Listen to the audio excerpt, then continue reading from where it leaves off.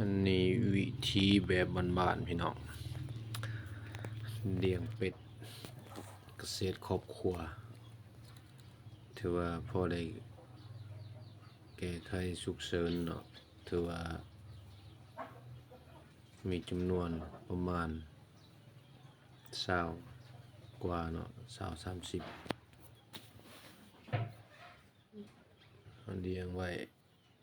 งามเวลาจำเป็นมีเวียกมีงานมีแขกมีคนถือว่าเราจะได้นำใส่คอยได้ไปหาซื้อก็ดีไปอีกแบบพี่น้อง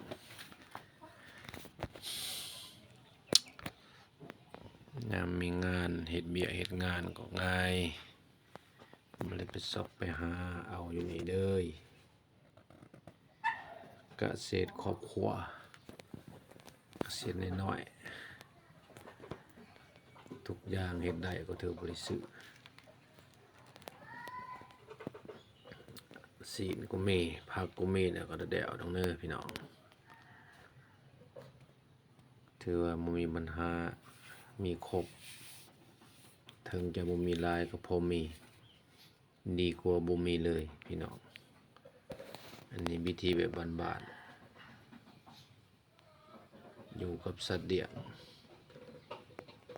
ก็มีความสุขไปอีกแบบพี่น้องความสุขทางใจเฮ็ดได้มีความสุขเฮาเนาะเฮ็ดความสุขจากใจ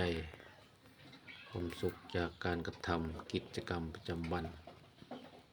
ตื่นเช้ามาคือเป็ดมีความสุขอีกแบบพี่น้องมักไผมักมันนี่ก็ผมมักเฮ็ดอะไรเห็นอะไรตื่นมาก็มีเฮ็ดกินทุกพุกหลายตัวมันยากกันกินมันเดียวมันซิดนี่สำหรับคลิปนี้ก็จบสำนี้สักก่อน